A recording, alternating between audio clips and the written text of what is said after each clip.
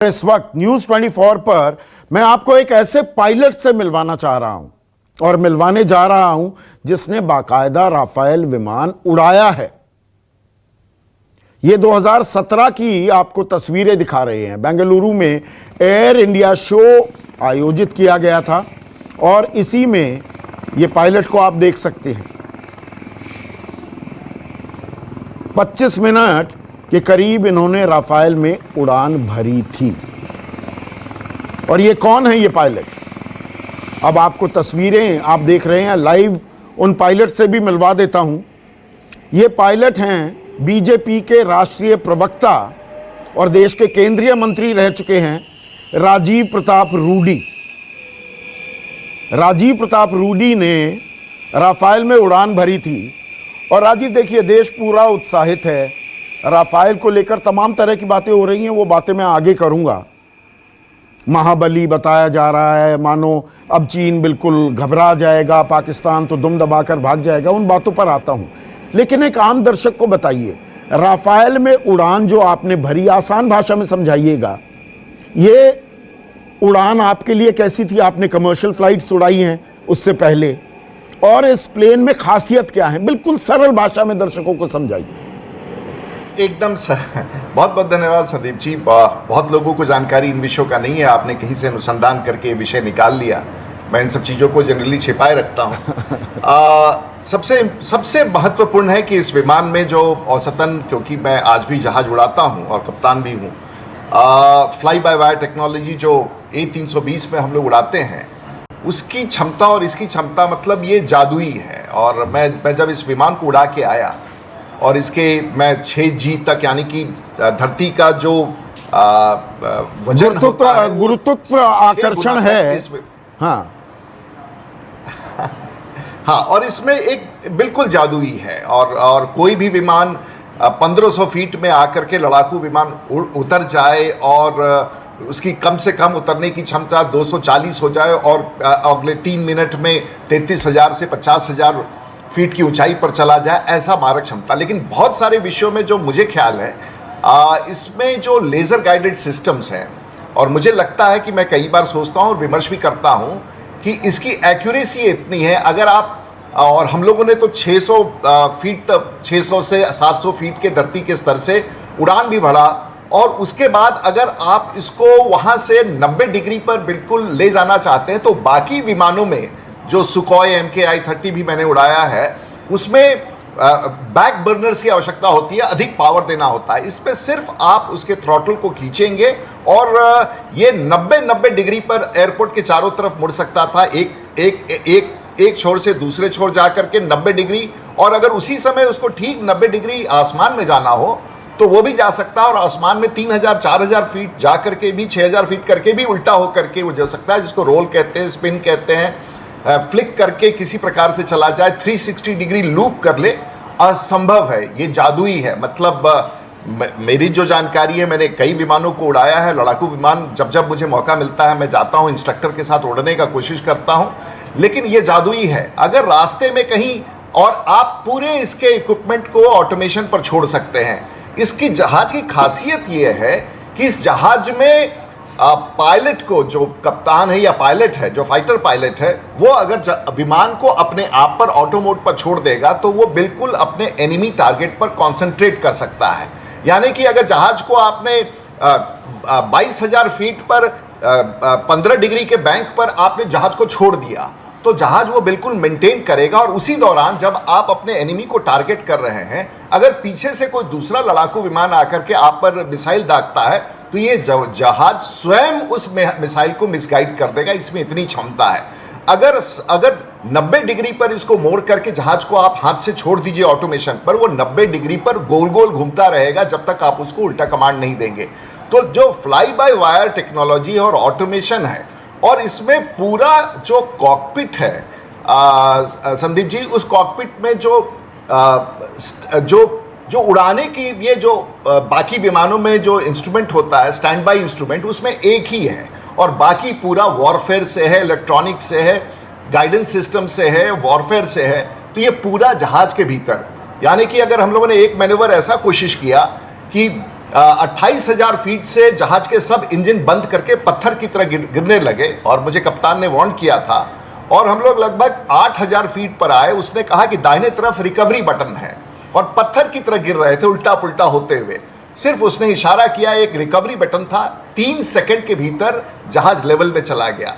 इसकी क्षमताओं के बारे में जो भी चर्चा की, मैंने डॉग फाइट के बारे में, मैन्यूवर्स के बारे में, मैं टेक्निकल टर्म्स में नहीं जाना चाहूंगा, मैं रिकनेसेंस के बारे में नहीं जाना चाहूंगा, मैं इसके बॉडी रिफ्यूलिंग के कॉन्सेप्ट के बारे में नहीं जाना चाहूंगा, बहुत सारी इमेजिंग इंफ्रारेड सिस्टम के बारे में, वो सब तकनीकी है क्योंकि आप सामान्य रूप से जानना चाहते थे।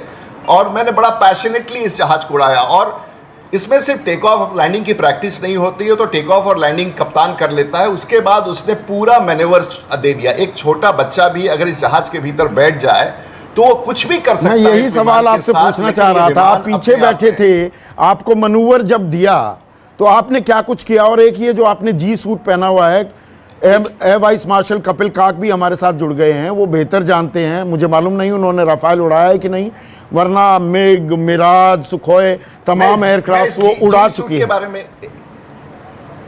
एक जी सूट के बारे में बता दूं, उसके बाद वो आम आदमी को पता होना चाहिए ना। जी, वो औसतन जब हम लोग आसमान में जाते हैं और धरती का जो खिंचाव होता है, इसको जी फैक्टर कहते हैं। हाँ। हमने सुखोई MKI-30 भी उड़ाया था, तो उसके उड़ान भरने के बाद मेरा शरीर पूरा टूट गया था। लेकिन ये जो फ्रेंच डसॉल्ट कंपनी का या जिस कंपनी भी इसने जी सूट बनाया है, ये जैसे ही मैन्यूवर आप 360 लेते हैं या उल्टा मुड़ते हैं या चेंजेस करते हैं अपना जी पोजीशन को, और ये जहाज 8G तक, यानी कि आपके शरीर के वजन का 8 गुना जाएगा, उस समय पूरा खून आपका शरीर का नीचे फ्लो करता है। तो ये इतना बढ़िया इसका जी सूट है, one of the world's best G suit, जो आपके पूरी शरीर को बांध देता है ताकि आपका उस मैन्यूवर्स में खून नीचे ना जाए।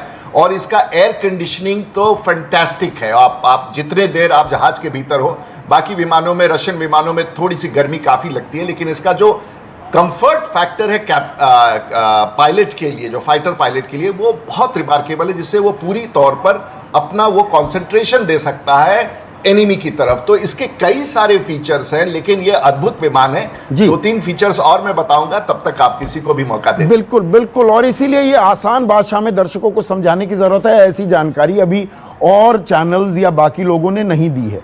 अब एयर वाइस मार्शल काक, आप मुझे बताइए, देखिए मिराज हो, मिग हो, सुखोई, ये तमाम एयरक्राफ्ट आपने उड़ा रखे हैं। राफेल अलग कैसे है, मुख्तलिफ कैसे है, ये एक एक्स फैक्टर कैसे साबित होगा भारतीय वायुसेना के लिए, सामरिक दृष्टि से हमारे एयर डिफेंसेस के लिए? देखिए, मेरे मित्र ने तो पूरी डिटेल्स दी हैं अभी तक। जी सूट कैसा है, कंफर्ट लेवल, एयर कंडीशनिंग की कैसे है, ज़्यादातर उन्होंने बाकी जो तकनीकी मामले हैं इस विमान में, सारे विश्व के विमानों से आगे है, इस पर कोई शक नहीं है। जो इस वक्त है 4.5 पीढ़ी का 4.5 जनरेशन लड़ाकू विमान सारे विश्व में है। मैं मगर संदीप जी आपके दर्शकों को एक रणनीतिक स्तर पे लेना चाहता हूँ। बिल्कुल। आज एक बहुत ही ऑस्पिशियस अवसर है भारतीय वायुसेना के लिए, हमारी फौजों के लिए और सबसे ज्यादा देश के लिए कि पूर्वी लद्दाख में इतने महीनों से तनाव चलता आ रहा है। तो ये विमान, 5 विमान और 1 और 3 के बीच में अंबाला पहुंचेंगे, ये चीन को क्या संकेत देते हैं?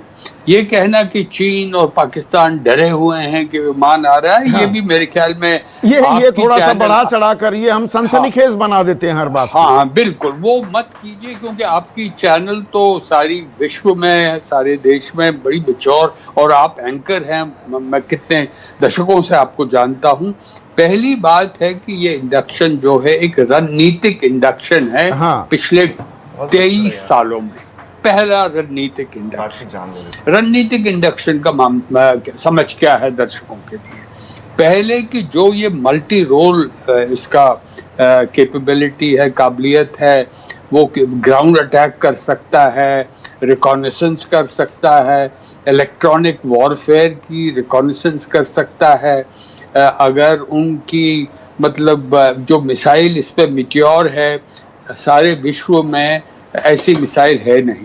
चीन के जो J-20 उनका 5वीं पीढ़ी का विमान है, उसके मैं पास J-20 भी पर आऊंगा। रमन, वहां पर कैसी तैयारियां हैं और वही टाइमलाइन 1 से 3 बजे के बीच उम्मीद की जा रही है क्या? एयर चीफ भदौरिया वहां पहुंच गए हैं, थोड़ी जानकारी इस बारे में दीजिए।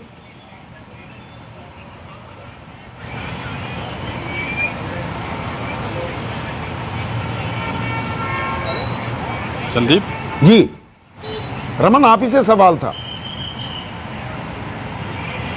संदीप, अभी तक इसके बारे में जानकारी नहीं आई है कि एयर चीफ RKS भदौरिया यहाँ पर पहुँचे हैं या नहीं पहुँचे हैं, लेकिन उनके बारे में ज़रूर ये कहा जा रहा है कि जब 5 लड़ाकू राफेल विमान यहाँ पे आएगा उस वक्त उनको रिसीव करने के लिए खुद RKS भदौरिया आएंगे, क्योंकि इससे पहले जब उप प्रमुख थे वो उस वक्त जो है उन्होंने ही डील करवाई थी, उनकी बड़ी भूमिका है। और जो 5 राफेल लड़ाकू विमान आ रहा है उसमें RK-001, RK-002, RK-003 करके 005 तक, मतलब RKS भदौरिया के नाम पर ही वो RK लिखा गया है। इसकी क्या वजह है ये मैं चाहूँगा कि आप जो एक्सपर्ट बैठे हैं या राजीव प्रताप रूडी बैठे हैं उनसे पूछ सकते हैं। दूसरी बात संदीप की मैं ये जानना चाहता हूँ कि अभी इस पूरे इलाके में यहाँ पे आप देख सकते हैं कि ये बैरिकेटिंग है। इस बैरिकेटिंग से करीब 1.5 किलोमीटर दूर अंबाला एयरफोर्स स्टेशन है और इस पूरे रास्ते में एयरफोर्स की जो बख्तरबंद गाड़ियां हैं वो लगातार चक्कर काट रही हैं। और साथ ही साथ जिला प्रशासन से कहा गया है कि इस पूरे इलाके में धारा 144 तो लागू रहेगी ही, कोई फ़ोटो तक नहीं ले सकता है, क्योंकि आसपास का 3-4 गाँव है, उस इलाके के लोग छत पर बैठकर फ़ोटो नहीं लें, वीडियोग्राफी ना करें। इसकी क्या वजह है? क्या वीडियोग्राफी लेने से खतरा पैदा हो सकता है, या जो जानकारी है उस जानकारी को दूसरे देश के साथ शेयर कर सकते हैं? क्योंकि मीडिया यहाँ पे बड़ी तादाद में दिल्ली अलग अलग जगहों से इसीलिए आया था कि वो इसका कवरेज कर सकेंगे, राफेल को देश को दिखा सकेंगे, राफेल विमान जब पहली बार हमारे देश में आएगा। लेकिन ये जानकारी दी गई है कि धारा 144 के साथ साथ असामाजिक तत्व, जो प्रेस रिलीज जारी की गई है, असामाजिक तत्व और मीडिया इसकी कवरेज ना करें, इसको एहतियातन उन्होंने कहा है कि हम इसको लेकर कार्रवाई कर रहे हैं। ठीक है। और RK-001, RK-002 इसके मायने क्या हैं ये भी हम पूछेंगे। एयर वाइस मार्शल काक हमारे साथ हैं और राजीव प्रताप रूडी पायलट के रूप में आज हमारे साथ जुड़े हुए हैं। नमस्कार, मैं हूं मानक गुप्ता। अगर आपको हमारा ये वीडियो पसंद आया हो तो इसे लाइक और शेयर जरूर करें, और हां, हमें सब्सक्राइब और फॉलो करना ना भूलें ताकि आप देश और दुनिया की कोई खबर मिस ना करें। तो जुड़े रहिए हमारे साथ और देखते रहिए News 24।